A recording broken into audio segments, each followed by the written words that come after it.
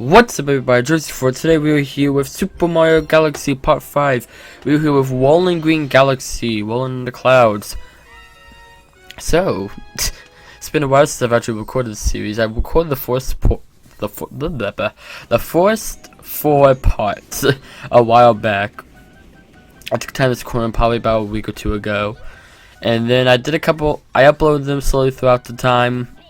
Did a live stream, the E3 kind of happened, and since then I haven't really done too much, so I'm finally coming back. I've been recording a lot of footage recently. That's kind of how I do. I don't think I've ever gone over this before, so I guess I go over here in this part of Mario Galaxy. What I typically do is I'll do like a bunch of recording footage for it. So I did a bunch of footage recording today, well not today but the past week. Then I'll do a bunch of editing. So like I edited like 4 different playthroughs today, like the parts. Like all the footage. Like I don't think this episode doesn't have any cuts in it, but you know, like wherever there's like a cut or like I died a lot, etc. And then there's a bug in front of me, but I get psyched so easy in these videos. But then I'll record my voice over it, then I'll upload to YouTube, then it gets uploaded slowly throughout the months and time, and yeah. But yeah, actually, also at the time of recording, this should be my next video going up on the channel though. We are now at 90 videos, so wow, this would be 91 or 92, around there. But wow, wow, we're almost at 100. I can't believe that. Anyways, let's talk about the actual game. We're almost 2 minutes in. So in this galaxy, and we have one or two other galaxies like you hold the Wii remote like not a nunchuck, a joystick. You hold it like a joystick basically. And you tilt forward, left, right, back, wherever you want Mario on his little ball to go, till you get to the end of this course and you land in the little hole. And there you go. That's basically the basic mechanics. Nothing too much. I do know, I wish I had the webpage up. I had it up a while back, but I was looking up fun facts about this level. So that's what I'm like, I wonder if there's any like neat development stuff. I couldn't find anything. But in every different language, there's a different name for this galaxy. I think one of them was literally just like Basic Green Galaxy. I want to say that's what's called in Japan, just Basic Green Galaxy. If you direct it to Japan. If you translate it into English. So yeah, that's kind of neat. I don't know. I thought that was kind of odd, but you know, that's just weird, I guess. Different languages. That's why I saw this video probably about a month back. I just remembered about it. Was it a video? No, I don't remember. My friend showed me it, and it was like they got Let It Go. They put it in Google Translate. They translated it into Spanish. Then they translated it back into English. And it was amazing. I think instead of Let It Go, it was something like the exact opposite message of Let It Go somehow. Like, I want to say it was a give up. I'm pretty sure it was just a give up. I'm not going to sing because I can't sing, but it's fine. But I want to say it was either give up or something like that. It was just like the complete polar opposite of Let It Go, and I thought it was hilarious. Anyways, here we are at Battle Walk Galaxy. This has one of the most notorious Purple Star missions. Purple coin missions. Well, I guess no purple stars, but we won't be actually doing any purple coin missions except for the first one in this playthrough. So like I said before, we won't do 460 stars. But basically, it's like there's only 100 coins, and if you miss a coin, if you miss just one coin, you have to go back. It's the auto-scoring level. It's one of the only ones in this game. It's actually on this section right here. Right here is where it does it, but it starts here, and the platform starts moving as soon as the galaxy starts. So yeah, there's also a green star here, which we probably do not remember if I go and get it or not. But yeah, later on there's a green star here where there's the green stars are like trials. I want to say they're called the green star trials. Again, I know like I didn't chose blah blah blah. You can tell it's been a while since I've recorded. I haven't recorded. Wait, gotta get my thoughts in line real quick. Okay, basically, technically I did do half the games. I didn't get 60 of the stars, but I did most of the games still. I did all the major story beats and all that. I just didn't do half the levels just because I didn't want, this playthrough's already like, I want to say, let's see, it's 24 parts? 21 parts, yeah, because I think I want to say I trimmed up the playthrough a bit more.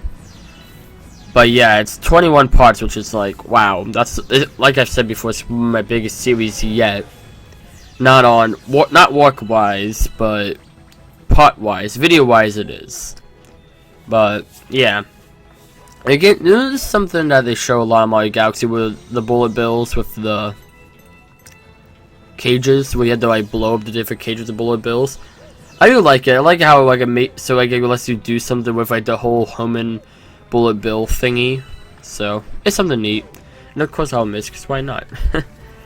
That is the one thing about these type of videos, like, I never remember what I did unless I record right after I finish.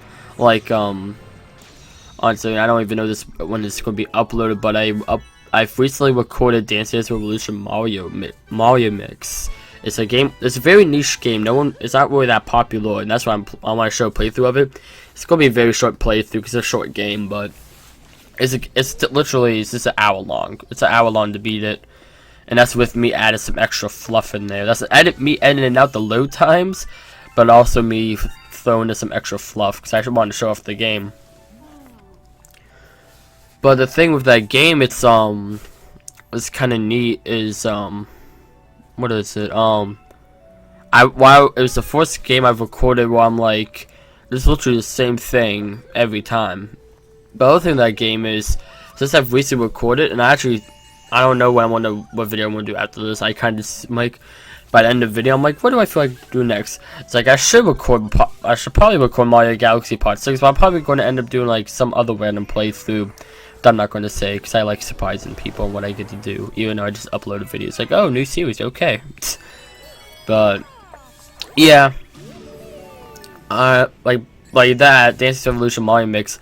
I remember that game a lot, mainly just because it's really fun and I play through it all the time. But games like this with Mario Galaxy, it's like I don't remember exactly what I do.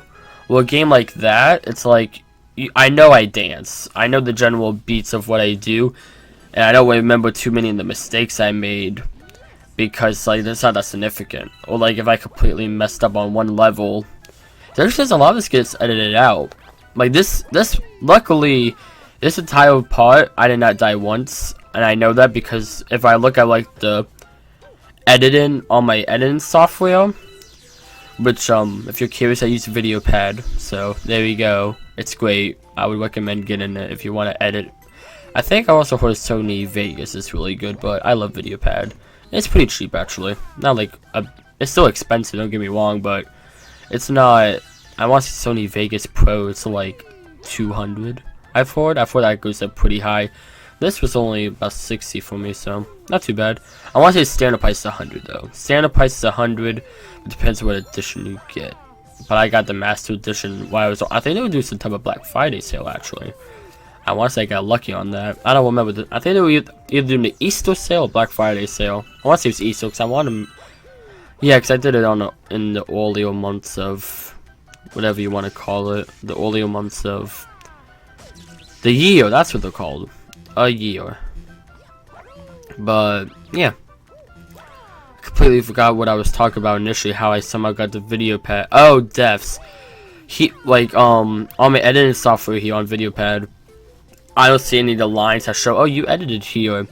So I know, like, I didn't really mess up that much, but most of the time I edit out all my defs. Well, that's where you see, whenever you see like the crossfades a lot, or you see like a transition, which sometimes I play one of different ones, especially in series where I die a lot in a row. I'll play with different transitions just because it's like, this is so much, just to kind of make it a little different. But yeah, I don't know, it's neat. I like playing on transitions. My favorite is the crossfades. It's so seamless. It keeps you going. I like it. I really do like it. Anyways, I completely glossed over the stage you just did. I actually really like it's I want to say Sweet Sweet Galaxy. I don't remember, but the place where all the treats and all that. I really like that stage because as I thought, like I like that as a one-note platformer stage. Those are my favorite. I like those type of stages. I like them. I've recently played through one of the SpongeBob GameCube games. I forgot which one it was, but I played through one of those recently, and it has a lot of those levels where it's just straight platforming, and it's like a long challenge, and I love it. It's amazing. And I don't know why I've always liked, but I like the 2D Mario way, but like in 3D. That's why I like games like 3D Land and 3D World. But I also like games like Mario Galaxy. I do like Mario Odyssey, but it's not my favorite Mario game. I love it. It's amazing. It's still an amazing game. I had a beautiful, amazing. I actually have it recorded on my computer, but it's another playthrough. I don't know. What I always try to do in my playthrough, especially now, something I try to do nowadays. Now that I'm comfortable with YouTube and I know how to make videos, I try to do something special for all my playthroughs now. Or I want to do a game that's unique. So if I do a game like Mario Galaxy, like here, you haven't really seen too much special yet, but by the end, I have something special planned for the series. Or Dance's Revolution Mario Mix. That's another good example I was just talking about earlier. That game is literally just like no one knows about. Like, I bet most of y'all probably don't know what it is. I may be wrong, but I know it's a game that a lot of people haven't played. A lot of people have never seen or known about. I didn't know about it till I think literally I got this game a long time ago. But I remember back when GameStop had GameCube games. I was going through the pre-owned GameCube games one day, and then all of a sudden I saw that. I'm like, oh, a Mario game. Why not? And I think it was really cheap too, because GameStop doesn't know the price of games. Well, that's it. Like, okay, quick like side tangent about GameStop. I love how like GameStop, though, like any game that's Mario on it, they're like priced super expensive, even though it came out back like for like the Wii. Like I was in it the other day. I want to say New Super Mario Bros. Wii. It's like the same price as Mario Galaxy 2. And I don't know how much Galaxy 1 is. I don't really look at games I already have, for the most part, unless I feel like it or I think about it. Because sometimes I look at it, I'm like, oh, what's the price? But it's because I'm curious. But that is one thing that's like, I don't know, it's weird. It's really weird to me that like they'll do that. But then there's like the lesser known Mario games are like, I don't know. I can't think of a good example off the top of my head now, but like just the lesser known games in general, they won't put a high price on them, but they're worth the price. I've only seen that very few times, like Pokepark 2, another obscure game most people probably don't know about. That game is rare, but it's also a Pokemon game, so on the Wii, so you don't think they'll price it for too much. It's not that well known, but they actually price it for about how much people are selling it online, because it is a hard to find game. I want to say I got my copy. My copy was almost as much, from what I remember, it's almost as much as a brand new game. I actually saw the original Xenoblade Chronicles on the Wii, which I wish I would have grabbed it. I don't know, but I didn't, because that's like one of the top rarest Wii games. But it was for $60, and I'm like, I don't have the money for that. Anyways, I like this. I've talked about so much random stuff in this episode, but right here, basically what it is, it's just a visual thing. You get those platforms are always going to be, so you like long jump across, and they'll be there, so you don't have to worry about them not being there. But I've already done this. We're doing a speed comment. Oh my gosh, I didn't even realize doing the comment until I looked down the timer. Wow. I was supposed to talk about this for. Anyways, that's going to do it for today's episode, and I'll see you all on the next one. Bye!